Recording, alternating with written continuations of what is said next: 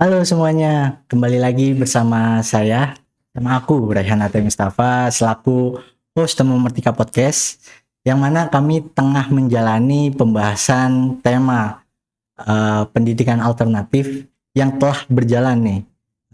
Untuk sampai saat ini kita telah menjalankan 4 episode. Pertama kita membahas tentang pendidikan alternatif melalui sekolah alam.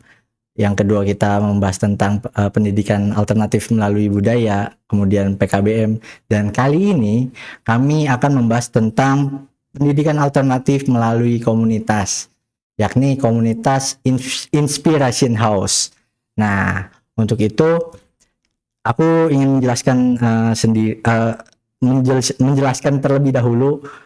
Inspiration House ini seperti yang kita ketahui di berbagai banyak platform media cukup terkenal dengan gerakan sosialnya mengajak teman-teman jalanan untuk mengakses pendidikan secara menyenangkan. Melalui komunitas ini juga banyak manfaat yang diberikan oleh komunitas ini. Nah, di balik itu ada tokoh yang merupakan pendiri sekaligus penggerak hingga saat ini, yakni Mbak Cici Situmorang. Halo Mbak Cici. Halo, Sehat ya Mbak? sehat, jutaan alhamdulillah. Alhamdulillahirobbilalamin. Ya Mbak, langsung aja mungkin ya Mbak. Mbak, aku mau tahu, mungkin teman-teman juga perlu mengenal Mbak Cici lebih dalam nih. Sebelum Mbak Cici di Inspiration House, bisa dijelaskan nggak sih Mbak, siapa Mbak Cici sebelum Inspiration House? Kayak manusia biasa. Iya. Iya, sebenarnya saya ini senang sekali, terima kasih sudah diundang di acara ini. Iya. Dan saya sebenarnya nggak pernah berpikiran sampai orang akan tahu lebih banyak gitu. Tetapi mungkin saya bilang dari luka menjadi berkat gitu. Gitu. Karena komunitas ini berdiri karena saya waktu itu berada di belajar lah di satu kampus gitu, dan saya mengalami diskriminasi ketika Ahok, teman-teman tahu, di 2015 2016 ya. betul. Di awalnya saya menjadikan sebuah komunitas untuk belajar saja, karena mahasiswa itu kan agent of the change gitu ya. Saya sebenarnya backgroundnya politik dan pendidikan, jadi itu membuat saya sangat interesting gitu untuk melakukan banyak pergerakan gitu. Tetapi saya lebih senang kepada aksi-aksi nyata yang bisa dirasakan gitu. Awalnya seperti itu. Ternyata saya mengalami diskriminasi, apalagi saya juga bikin banyak pergerakan di kampus waktu itu. Cuma mungkin ya karena balik lagi background saya seorang Nasrani, kadang-kadang menjadi sesuatu ya tanda kutip gitu ya. Padahal sebenarnya itu nggak ada sih, dan kita pure aja kalau mau melakukan sesuatu. Nah, awal dari situ kita udah bikin sebenarnya, lalu ada kasus itu. Saya sempat depresi juga karena saya dituduh sebagai orang yang melakukan pergerakan pembelajaran seperti itu ada unsur kristenisasinya gitu. Sebenarnya nggak ada.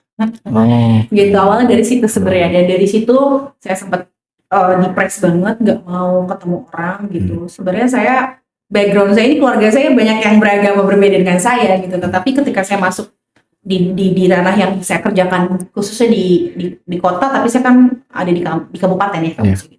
Dari situ saya melakukan pergerakan. Depresi itu lumayan lama, bersetahun ya. Depresinya itu jadi orang yang pendiam. Jadi nggak mau ketemu karena tuduhan-tuduhan itu. Dulu belum belajar tentang kesehatan mental ya. Iya. Tapi saya bersyukur saya punya ibu yang sangat biasa. Dia bilang kalau kamu berhenti nggak melakukan pergerakan mau gimana gitu. Jadi saya harus healing. Jadi luka itu membuat saya semangat untuk terus bergerak. Dari saya punya tim 30 itu pergi semua, sampai saya pernah ditunjuk-tunjuk. Ini pasti ada unsur ini dan segala macam. Kristenisasi dan sebagainya. Yes, saya sendirian waktu itu, cuma ada 1-2 orang yang bertahan bersama saya. Tapi balik lagi, karena saya murni dan tidak ada keinginan yang lain-lain, karena saya orang Indonesia gitu, dan it's not my business gitu untuk melakukan hal-hal itu gitu sebenarnya, yang dituding itu gitu ya. Ya kan, puji Tuhan tuh di tahun berapa tuh aku ikut lolos seleksi Indonesia, ada namanya Sekolah Kebangsaan Ekumenis Nasionalis yang diinisiasi oleh pemuda Kristen di seluruh Indonesia waktu itu. Jadi saya lolos, saya mulai bertumbuh untuk semangat mengaplikasikan bahwa saya orang beragama, tapi saya juga seorang nasionalis. Saya orang warga negara yang memang saya harus bergerak gitu. Dari luka itu saya terus berjalan. Orang jadi banyak tahu gitu ya. Sebenarnya di tahun ketiga, keempat terus tuh banyak, dan nggak tahu, saya nggak pernah menceritakan apa yang saya kerjakan. Tapi satu yang saya lakukan adalah saya terus memberikan video-video apa yang sudah kita kerjakan. Jadi saya nggak perlu banyak ngomong gitu. Jadi that's my action. Sampai saya belajar di 2018 juga, saya lolos di sekolah Pemikiran Ma'arif Institute yang langsung di bawah naungan Muhammadiyah. Dan saya satu-satunya non-muslim waktu itu. Dan dimentoring langsung oleh Buya Salfi Ma'arif, mantan ketua PP Umum Muhammadiyah. Dan saya ini ada bawaan dari Muhammadiyah gitu, karena tentang pendidikan. Gitu ya. Dari situ saya belajar dan saya mengerti bahwa ternyata sama ya di agama ini. Semakin semangat karena punya banyak relasi di tingkat nasional. Jadi saya dikenal tuh di nasional, teman-teman saya dibanding saya di Cirebon, gitu. Jadi saya nggak pernah menceritakan siapa saya, apa yang saya kerjakan, enggak. I'm doing the best aja, lakuin aja. Berarti bisa dikatakan gerilya gitu ya, Mbak? Iya. Tapi kan berarti keaktifan Mbak Cici ini kan dituding. Nah, kenapa sampai akhirnya bisa dituding kristenisasi? Karena kasus waktu Ahok itu kan lagi panas banget ya, gitu. Terus ada beberapa mahasiswa yang menurut saya pemahamannya terlalu tertutup. Mungkin karena terpolarisasi atas politisasi. Tidak, karena dia sangat fanatis sekali. Oh, fanatik. Dia dan jarang ada karena kan tempat aku belajar ini kan bisa dikatakan beda gitu dengan UIN ini kan beda banget ya gitu, emang sama muslim gitu ya. Tapi di sana kan itu sebenarnya swasta gitu dan bisa siapa aja. Gitu. Tapi saya ya udah, karena saya beasiswa dibayarin waktu itu, ya udah ngambil di situ, ngambil S1 yang berikutnya di pendidikan. Lanjut dari situ ya mereka ya nggak percaya sebenarnya, karena muatan yang saya sampaikan kan tidak ada berurusan dengan agama. Tapi ya namanya orang, tapi udahlah itu menurut aku jadi sebuah puji Tuhan, alhamdulillah sampai hari ini tidak terlihat itu, mana nggak ada. Kan gitu kan, kita nggak perlu memvalidasi gitu, tapi dengan seiring waktu pergerakan itu ada sampai hari ini, di mana kami alhamdulillah puji Tuhan, kami ini masuk sekarang 40 besar nasional di salah satu NGO untuk pergerakan kembali tentang lintas iman gitu. Dan belakangan tuh ada yang Award Indonesia Baik itu ya? Oh iya, aku dapat. Ya itu Indonesia Baik dari KBRI Jakarta. Itu sebenarnya kita tuh, aku nggak kepikiran bakalan dapat penghargaan, cuma memang masuk ke kita iseng aja gitu, karena kita memang pernah KBR Jakarta tuh pernah ngeliput ke rumahku tentang pergerakannya aku buat waktu 2000 berapa gitu, udah lama banget. Terus kita bikin ke aku sampein aja, kita masih berjalan sampai hari ini, ternyata dapat award gitu. Sudah itu Indonesian Baik kan, karena memang kita masih ngomongin gini loh, Mas Rehan, bahwa kenyataannya kita akan melihat bahwa negara kita seakan tidak baik-baik saja, dan banyak orang pesimis gitu loh. Tetapi bagi kami orang-orang komunitas apalagi yang bergerak di bidang pendidikan, penting bagi kamu untuk bergerak. Jadi waktu saya datang ke sana pun saya nangis gitu, banget komunitas yang lain juga, berarti kita masih diharapkan dong gitu. Dan apa yang aku kerjain di Cirebon ini sampai hari ini, wow gitu, aku perlindungan dan proteksi dari Tuhan lah sampai bisa gitu sih. Ya itu yang sangat aku saluti sendiri secara pribadi ya Mbak, karena ngelihat Mbak Cici nih kayak nggak ada habisnya gitu energinya. Iya, karena itu kan lapisan yang sangat tebal ya Mbak Cici, perempuan, agamanya minoritas juga. Ya itu kan sukunya berbeda juga. Oh iya betul. Itu lapisan yang sungguh sungguh memberatkan gitu untuk membuat gerakan sosial. Nah, tapi ada berbagai macam nih gerakan sosial, kayak misal advokasi atau berdemo mungkin ya. Tapi Mbak Cici memilih untuk pendidikan. Kenapa Mbak? Spesifik ke arah pendidikan. Sebenarnya dulu aku tuh ikut gerakan mahasiswa nasional Indonesia waktu aku kuliah di Semarang.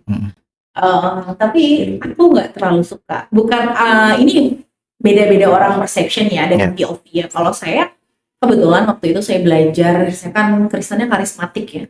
Jadi kita tuh tidak boleh melawan pemerintahan dengan cara yang lain lah gitu ya, punya cara yang lain lah untuk memberikan kritikan gitu. Jadi dari situ saya nggak pernah ikutan demo, akhirnya saya keluar. Karena passion saya adalah lebih kepada senang melakukan sebuah aksi yang nyata dirasakan. Jadi sebenarnya pergerakan saya yang sekarang di komunitas ini kan sebenarnya bentuk protesnya terhadap pemerintah. Ya kan, pemerintah punya banyak dana untuk melakukan itu sebenarnya. Tapi saya yang kecil ini mau melakukan itu dan bisa gitu ya. Yes. Karena setiap orang sudah bisa. Iya. Keinginan aja, tapi bagi saya itu calling gitu. Panggilan. Dengan aksi nyata itu nggak perlu banyak bicara. Ada kelihatan. Gitu. Karena berapa kali kita bikin event, saya mau ceritain, ada beberapa dinas tuh kan susah untuk kita undang gitu. Mungkin karena kami tidak terlalu wow. Gitu. Tidak terlalu besar ya.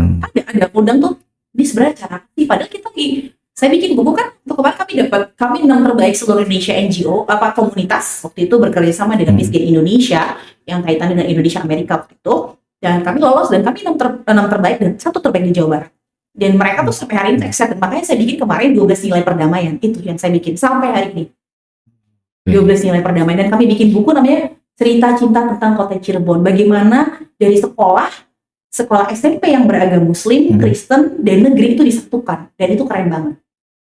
Waktu saya undang salah satu dinas, ini acara apa sih? Itu, tapi saya kecil hati. Karena bagi saya ya, Anda tidak tahu. Gitu.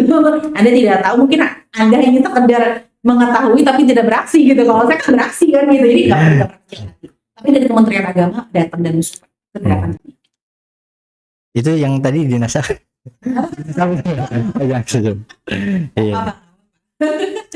ya, kadang kala memang pemerintah itu kan membutuhkan kelompok-kelompok yang sudah populer dulu gitu Mbak, nggak menilai apa yang dibawa dari gerakan Inspiration House. Sebenarnya kalau misalnya ingin dikulik lebih dalam kan, Inspiration House juga memiliki nilai yang sangat mendalam dan meluas gitu Mbak.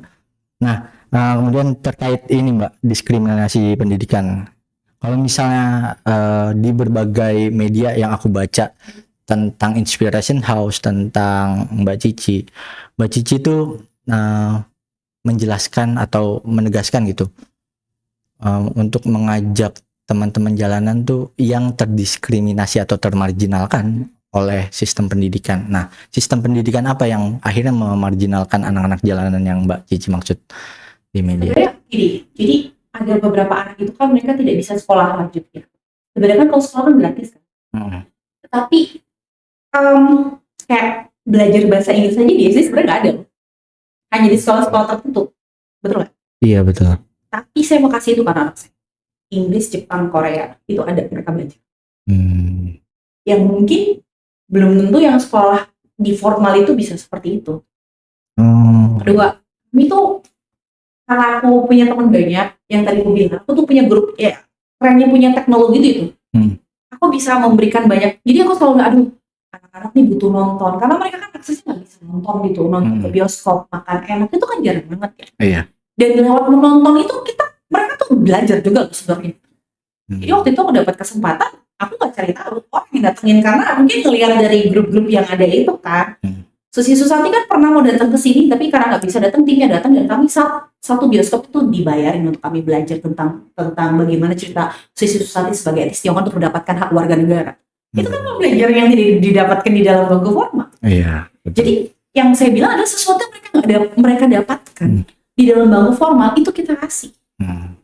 Sekarang itu satu ya. Terus bagaimana mereka belajar tentang kewarganegaraan tapi hanya sebatas 5 agama, 6 agama.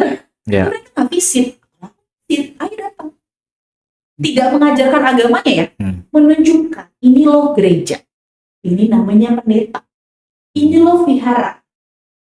Oh, jadi biar si anak-anaknya tuh menyerap langsung. Dan itu belum tentu diberikan di pendidikan formal. Iya, kadang-kadang kan cuma basisnya teori gitu ya. Kita tidak bisa menghargai dan melihat sesuatu perbedaan itu dalam kacamata yang jelas. Hanya teori. Iya, betul. Lalu mereka aku ajarin tentang budaya. Tahu budaya itu seperti apa. Kita kunjungan ke keraton. ya kan, kita kunjungan ke Gua Sunyaragi. Jadi aksinya harus ada kan begitu. Tapi kan tidak mungkin kalau bagi mereka yang secara ekonomi menengah ke bawah kan semua duit dong. Iya, betul. Ya, kami bukan. Oh, jadi yang dimaksud marginal itu yang tidak di mereka pembelajaran. dapatkan sebenarnya. Oke. Tapi kami nggak dapat itu. Gitu kan, ada beberapa yang memang tidak sekolah juga karena kondisi ekonomi misalnya. Ya sekolah memang gratis, tapi kan hal-hal lain pasti bayar dong. Iya, betul. Ada yang masih nggak bisa baca, Oke. kita kasih ekstra baca, Iya. kan gitu. Ya kan? Artinya malah yang berbayar belum tentu bisa memaksimalkan dibanding kita yang nggak bayar, kita kan gratis. Gitu kan? Dan selalu ada dananya dari mana Kak Cici? Ya saya kerja lah. Berarti dana pribadi. Iya. Walaupun ada orang aku bilang dalam bentuk barang silakan atau buku dan lain-lain. Gitu sih. Jadi di sini adalah sesuatu yang mereka tidak dapatkan gitu loh Mas. Maksud saya di situ. Oh. Nah berarti karena pendek pengetahuanku tuh hanya anak-anak jalanan, tapi ini ternyata lebih luas lagi ya Mbak. Anak-anak yang ingin belajar juga inspirasi. Ya pasti yang penting mereka mau belajar. Ada yang sudah sekolah juga di formal, boleh nggak apa-apa. Batas usia dan sebagainya itu sampai SMA masih ada yang sampai masih mau belajar. Karena kan aku banyak program, aku dalam setahun 32 program dan harus jalan semua. Saat ini kayak tim, jadi bukan cuma anak-anak, timku juga. Terus ada NGO dari mana Kak Cici nih, sekarang kita lagi belajar tentang Google, kita udah sertifikasi dari Google. Nggak kita yang, mereka yang datang ke kita. Jadi tim juga pengajar semua belajar. Kami fasilitas semua kayak TOEFL, kita belajar TOEFL, belajar bahasa asing, semuanya. Pengembangan diri, kesehatan mental. Jadi timnya juga di-encourage juga. Bukan cuma anak-anaknya. Supaya apa yang diberikan kita kepada anak-anak itu tetap transfer. Tumbuh bersama gitu ya Mbak? Dari sana. Oke, paham. Menarik. Dan itu ya tadi selain untuk tumbuh bersama juga kan akhirnya bisa nggak ketimpangan pengetahuan gitu ya Mbak. Kayak misal ya fasilitator doang yang lebih dominan nih secara pengetahuan gitu, tapi ya bareng aja gitu. Kayak kita punya program cilik-cilik juru bicara Pancasila. Itu program apa tuh? Program kami. Cilik-cilik kenal Gus Dur. Karena saya mengenalkan anak-anak. Saya seorang Nasrani. Anak-anak siapa Gus Dur? Cilik-cilik kenal Buya Shafi'i Ma'arif. Jadi saya ambil dari NU dan Muhammadiyah agar mereka tahu tokoh agamanya gitu. Yang inspiratif, yang benar-benar menorehkan. Dan cilik-cilik juru bicara pasal kita nggak cuma ngomongin sila pertama, enggak, aksinya apa? Aksinya apa? Ide kamu apa? Menurut kamu di sila 1? Sila 2 tuh apa? Based on pemikiran mereka. Jadi nggak dipaksakan ketuhanan Maha gitu. Keadilan. Dikasih tahu. Kemanusiaan Al-Ibran itu kayak gimana? Kasih tahu. Nanti mereka setelah dijelasin, coba. Jadi kalau sila kedua tuh apa? Kita tolong orang Kak. Yang jatuh nih, aku waktu itu pernah tolong orang. That's good. Sederhana kan? Sederhana. Tapi itu akan tertanam. Betul. Ya itu ibaratnya kayak mempelajari matematika, Mbak Cici nggak hanya 1 kali 1 sama dengan 1 misal. Tapi bisa nanti kemudian peserta didiknya bisa mensubstitusi atau mengubah format dari satu permasalahan gitu ya Mbak. Dan kita suka ajak juga teman-teman anak SD yang masih dari sekolah Kristen misalnya yang Chinese datang dan mau berkenalan, ngobrol bareng. Datang, misalnya ada datang di sisi saya boleh, kadang ada yang manggil gitu, di sisi boleh nggak datang? Boleh. Karena mereka juga ingin mengenalkan bagaimana mereka yang dari Nasrani ini nggak pernah mungkin ngobrol bareng, ketemu kan? Perjumpaan itu. Oke. Siap. Mbak, tadi kan pola pembelajaran ini kan yang sangat menyentuh peserta didik, baik itu secara yang tidak bisa mengakses pendidikan dan sebagainya. Itu kan kayak menunjukkan dengan aksi Mbak Cici bahwasanya ini ada gap, ada jarak nih antara sistem pendidikan yang formal dengan sistem pendidikan yang menyenangkan yang Mbak Cici jalani. Nah, kira-kira letak jaraknya itu di mana sih Mbak antara pendidikan formal yang seharusnya aturan, regulasi yang seperti apa? Jadi kalau misalnya Di formal itu kan sudah tersistem kurikulumnya. Hmm. Kalau kita kan enggak.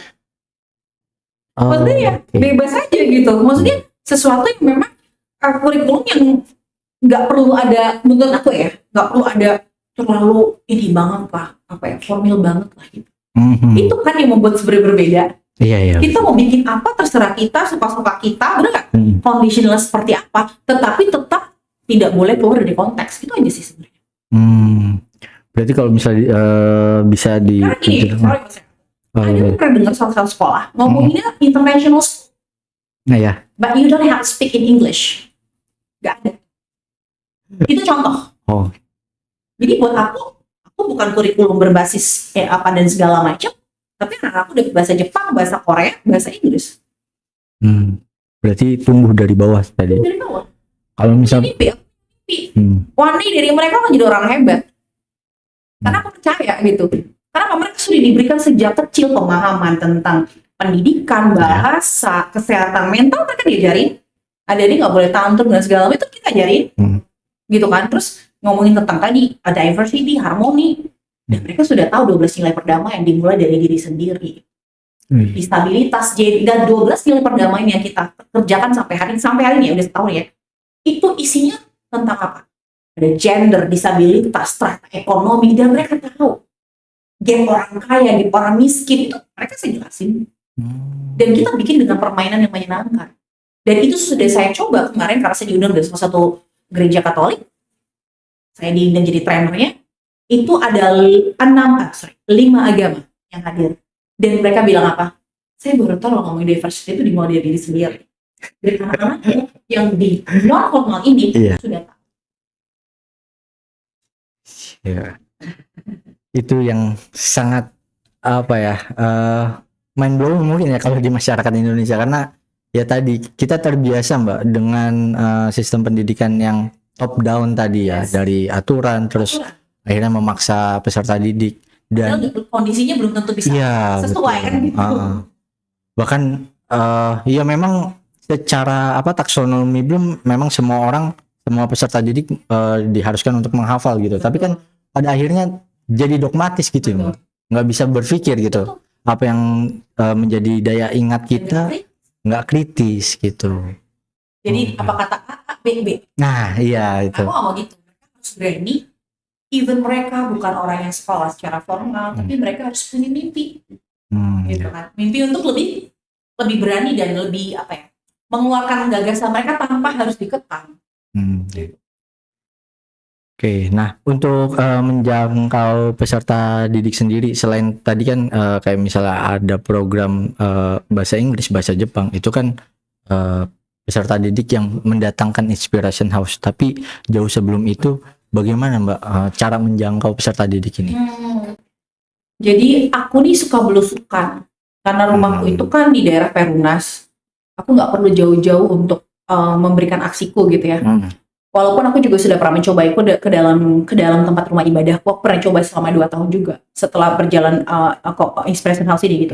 Aku tuh datang Mas, ketuk kulonun dulu.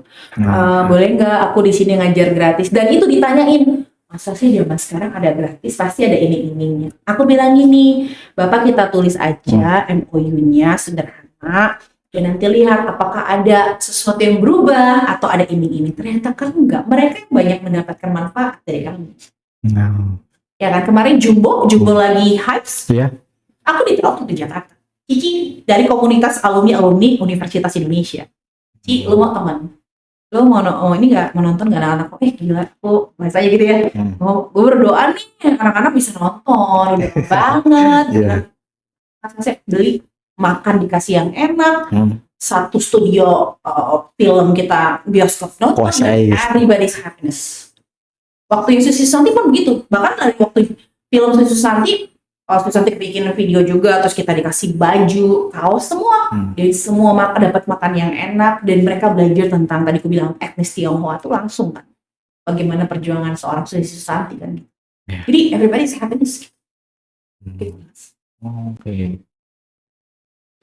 Itu sangat menarik, dan tentu kan dari proses itu Mbak Cici itu membuat sistem semacam kayak menjembatani antara relasi Mbak Cici tadi dengan anak-anak yang membutuhkan gitu ya Mbak.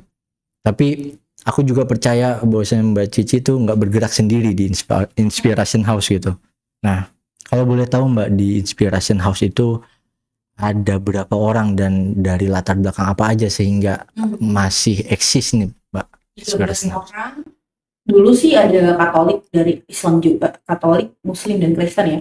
Sekarang Kristen dan Muslim. Banyaknya temen dan juga mahasiswa. Oh. Dan sampai hari ini ada satu mahasiswaku kemarin cerita, dia di salah satu pesantren buntet, bapaknya nanya, kiainya nih, Iya. Riban ki anaknya Kristen, jalannya bareng orang Kristen, baik, aja, bejo, kata kiai, ya beri apa sih, oke sih, yang penting sholatnya enak, ceweknya gitu. Iya. Jadi masih ada sebenarnya, saya tuh kalau masuk ke komunitas harus kenal orang tuanya, ibunya saya kenal, kalau bapaknya kan enggak. Dan selama anak itu bersama dengan saya, tidak pindah. Malah dia keren, sampai ikut nok hijab masuk 30 besar. Karena aku bilang harus jadi dampak. You have something that talent in your inside itu harus dikembangkan. Gitu, seperti itu. Jadi pimpinan organisasi kayak ketua, wakil ketua himpunan, terus ada yang jadi sekretaris BEM gitu. Jadi pokoknya setelah bergabung di komunitas itu ya leadership-nya naik, value-nya naik gitu. Karena itu tidak hanya jadi bukan karena mereka masuk enggak, tapi kan karena punya tantangan. Aku bilang kalau masuk ke dalam komunitas ini kita tuh mohon maaf ya mau ngelap ingusnya. Itu yang aku lakuin. Kakak pipis, oke, ajakin mohon maaf toilet gitu kan. Harus bajunya kotor, bisa nggak punya hati kayak gitu? Enggak ya, lu jijik gitu nggak. Bedanya di formal kan dengan kalau di formal Anda melakukan itu kepada presenter kan Anda dibayar. Saya kan nggak dibayar. Bayarnya itu. Waduh. Ketampar mulu. Beberapa kali mas kami untung ya, ada satu kegiatan di Cirebon ini yang mungkin lebih ke entertain gitu. Pernah nih aku ceritain, bukan aku masuk menghakimi, ini pengalaman. Iya. Kita mau kerja sama, oke. Nanti anak-anakku, Anda meminta saya menjadi penerima tamu, misalnya ada pejabat datang, oke, saya mau nggak? Tapi Anda juga mau anak-anak saya. Nah, kalau anak-anak saya di komunitas ini, yang kecil-kecil ini, ke toilet, nanti siapa yang pegang? Tanya tim kami. Kali mendekati acara, saya tanya, mau validasi? Nanti yang anak-anak siapa? Ya, dari komunitasnya Kak Cici. Oh ya, saya keluar. Thank you. Saya bilang, langsung di hari itu juga? Ya, hari itu. Tapi, saya akan titipkan satu tim saya, akan mengerjakan bikin proposal sampai terakhir. Sampai acara yang berjalan. Tapi saya undur diri bersama tim. Saya cuma titip satu. Dan itu berjalan. Tapi anak-anak saya ambil. Kenapa gitu Mbak? Konsisten dong dengan perkataan. Ketika kamu mengajak kami, kamu minta kami untuk bergabung. Jangan sampai anak itu dieksploitasi untuk sebuah tontonan. Ya dong, kan diundang untuk acara. Iya. Ya, tapi Anda tidak mau membantu, mohon maaf ke belakangnya. Lah terus Anda suruh saya sebagai foundernya untuk jadi penerima tamu pejabat misalnya gitu kan. Lebih baik tinggalin anak-anak saya yang paling penting gitu. Komitmen itu penting. Jangan sampai anak itu cuma dieksploitasi untuk kepentingan sesaat. Itu saya. Konsisten ngomong. Komitmen itu Mbak, dalam membangun itu kira-kira apa yang diperlukan bagi seorang aktivis mungkin ya, atau seorang penggerak gitu seperti Mbak? Apa yang mesti ditumbuhin sehingga bisa menjaga komitmen itu sebaik mungkin gitu Mbak? Yang pertama saya tadi bilang, dari luka itu menjadi berkat. Saya belajar untuk mengampuni orang-orang yang mengatakan saya seorang Kristen ya akan mengkristenisasi orang dengan pendidikan. Tidak, saya ini warga negara. Saya punya hak gitu. Dan luka yang saya punya bukan untuk menyakiti, tetapi untuk menunjukkan bahwa kalau saya nggak pernah merasa terdiskriminasi, apa yang saya kerjakan nggak akan tersentuh loh. Karena kan saya ngalamin. Saya mengalami dalam diskriminasi agama, tetapi ada orang lain diskriminasi ekonomi, banyak kan, dan lain-lainnya. Nah kalau kita tidak pernah, kita bilang gua mengalami diskriminasi, oke, kamu pernah mengalami nggak? Kalau you only talk but you don't have an action, or you are getting on the feeling, aku yakin deepnya akan kerasa, spiritnya akan kerasa. Itu bagi saya. Ya, yang pertama. Yang kedua adalah calling. Ternyata itu panggilan saya. Saya dari kerja di hotel, leasing, asisten rektor, asisten dosen, ya, jadi humas sampai sekarang jadi dosen, ya saya nikmatin aja semuanya. Iya apa bahwa itu panggilan saya. Kalau kita punya panggilan kan kalau kita punya panggilan passion ya, aku bilang passion, tapi passion itu lebih kayak pekerjaan ya. Tapi kalau calling itu lebih deep. Jadi kamu kalau nggak ngelakuin itu kayak something like ini kayak ada yang hilang gitu di dalam diri. Saya kalau nggak ada komunitas mas, stres beneran. Karena saya nggak punya ruang lingkup untuk memberikan ide saya, cinta saya gitu ya, cinta dalam arti kata sesama manusia itu nggak ada gitu. Kalau nggak ada komunitas, saya pengen ini anaknya supaya jadi hebat, anaknya jadi keren gitu. Mereka nanti nggak kena apa dan segala macam gitu. Ada seperti itu. Yang ketiga adalah yang membuat saya tetap bertahan sampai hari ini adalah saya tahu bahwa saya sekolah di negeri, saya sekolah di Australia segala macam itu beasiswa dan itu karena Tuhan dan saya mau kembalikan itu kepada Tuhan lewat sesama saya. Lewat sesama saya. Kenapa? Karena itulah bentuk rasa syukur saya sama Tuhan dengan saya mungkin nggak punya banyak duit, belum punya banyak duit gitu ya. Tapi saat ini saya mau setia dengan apa yang Tuhan kasih, terlepas saya punya banyak kekurangan. Tapi I will doing, saya mau kasih, giving itu. Dan yang terakhir adalah ya karena dukungan keluarga juga yang sampai hari ini semangatin saya untuk berada di dunia pendidikan. Sampai hari. Jadi api itu sih yang menjaga saya. Berarti dari hakikat kemanusiaan gitu, yes. Dari hakikatnya manusia. Nah, hakikatnya manusia itu kan memang sebenarnya mempunyai hak untuk menempuh pendidikan dan hak hidup yang layak gitu. Dan itu kan sebenarnya udah dinaungkan dengan satu negara nih seharusnya Mbak. Tapi kan sejauh ini aku pribadi mungkin teman-teman juga masih agak skeptis nih Mbak. Menurut Mbak sendiri, aku memastikan nih Mbak, seberapa jauh sih kira-kira peran negara dari berkaca dari gerakan yang dilakukan oleh Inspiration House dan Mbak Cici? Kalau kita ingat pasal 34 ya, tahu kan? Sebagai fakir miskin dan anak pelanggar itu I'm sure enggak, saya enggak ngerasa itu ada. Menurut saya. Di tingkat manapun ya Mbak? Ya, aku lihat di tingkat yang saat aku lihat kalau yang kedua. Bahwa sebenarnya aku jadi bingung gitu. Kalau tadi kan nanya sistem pendidikan macam pasti ingin mempengaruhi lebih. Saya sampai hari punya teman ngajar di suku pedalaman di Kalimantan yang masih ada airnya. Itu dulu di komunitas kami. Dia dapat pasangan hidup alumni juga tuh. Dan mereka sekarang tuh jadi guru di pedalaman Kalimantan. Yang masih pakai sungai gitu. Tadi di komunitas. Dan ternyata apa yang dikerjakan saat di kami ini terbawa. Gitu. Kalau dibilang harusnya ada dong. Harusnya ada dong negara. Harusnya kenapa kita masih lihat masih banyak sekolah? Bahkan sampai yang terbaru tuh Mbak, yang meninggal bunuh diri. Itu sangat menyedihkan sekali. Dan itu harus kita sebagai warga negara hadir juga di sana.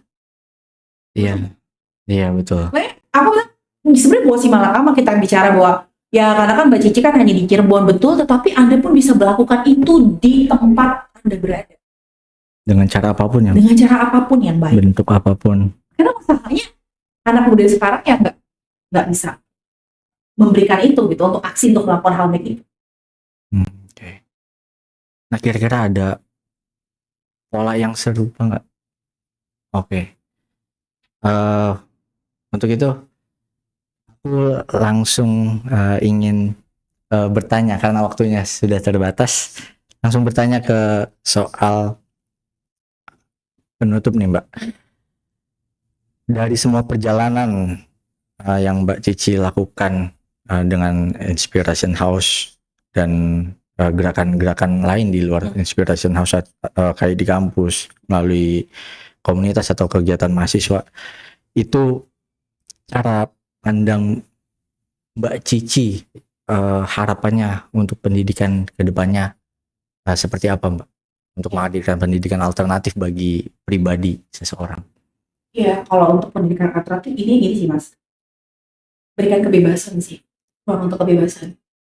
Karena sebagus apapun sistem pendidikan berjubel apapun, ketika itu tidak mengubah seseorang jauh lebih baik, kayaknya nggak akan jalan deh. Gitu. Jadi hanya sebatas formalitas, ini adalah kurikulumnya, ini adalah sistemnya, kita akan gini-gini, apalagi tiap tiap tiap menteri ganti itu ganti lagi. Itu kayak bikin stres, tapi menurut saya ada yang namanya kolaborasi antara konvensional dengan teknologi. Sekarang negara Finlandia di beberapa negara Eropa kembali lagi kan kepada membaca buku. Oh ya. Membaca buku, terus terjun langsung tempat-tempat yang bisa dilihat ke alam yang tadi saya praktekkan ini kolaborasi. Kita nggak bisa karena kita akan menghasilkan generasi-generasi yang wow kalau hanya satu pakai misalnya modern teknologi tapi tidak konvensional nggak bisa. Tapi harus ada aksi yang kembali lagi kepada bukan hanya teori tapi prakteknya itu ada. Prakteknya harus tersentuh Jadi langsung. saya bilang dengan teknologi oke. Karena anak-anakku juga aku kasih tahu gitu. Bahkan sampai HAM, sampai HAM. Aku bikin aku didatengin oleh Komnas HAM waktu itu, datang 2 kali dan aku tunjukin tentang Super HAM juga kepada mereka. Berarti mereka kecil juga harus tahu tentang HAM. Jadi artinya teknologi itu ada ya, tokohnya itu ada ya. Terus mereka juga belajar bagaimana menggunakan alat laptop dan segala macam juga kita ajarin gitu. Tetapi teoretikal dan prakteknya harus ada. Jadi keduanya konvensional dan teknologi terus berimbang. Tidak boleh ini lebih besar ini. Karena setiap ini pasti punya kelemahan dan kelebihan, harus berkolaborasi untuk menghasilkan sesuatu sebenarnya yang bagus. Dan kita masih anak yang cerdas, hatinya, jiwanya, semuanya. Gitu. Oke, siap. Terima kasih banyak, Mbak. Oke, teman-teman dan Mbak Cici, terima kasih banyak Mbak Cici sudah datang dan mohon maaf kita waktunya harus terpisah, harus terpotong karena ada agenda lain dan mungkin Mbak Cici juga ada agenda lain karena kita sama-sama memiliki kesibukan. Oke, sebelum ditutup aku ingin menyimpulkan bahwasanya pembahasan pendidikan alternatif kali ini ada beberapa poin yang tercatat di kepala aku paling tidak ya. Yang pertama, pendidikan itu mesti berawal dari hati sehingga menyadarkan terhadap diri sendiri untuk bagaimana caranya berdampak. Kemudian juga pendidikan harus menyentuh realitas atau harus berkenaan dengan satu permasalahan sehingga apa yang kita ketahui secara teori itu bisa dipraktekkan, bisa membuat pembaruan yang lebih nyata dan membangun. Karena tanpa itu semua, pada akhirnya pendidikan ini seperti yang diramalkan atau yang pernah terjadi di realitas Brazil, di Paulo Freire pernah mengatakan sistem pendidikan pada akhirnya hanya mendorong anak menjadi mesin-mesin yang memproduksi sesuatu tanpa berkesadaran dan tanpa sadar bahwasanya dia seorang manusia. Oke, terima kasih yang sudah menonton hingga akhir. Aku Raihan Ate Mustafa dan Mbak Cici Situmorang dari Inspiration House pamit undur diri. Merdeka Wahana Baca Alternatif. Terima kasih. Wassalamualaikum warahmatullahi wabarakatuh.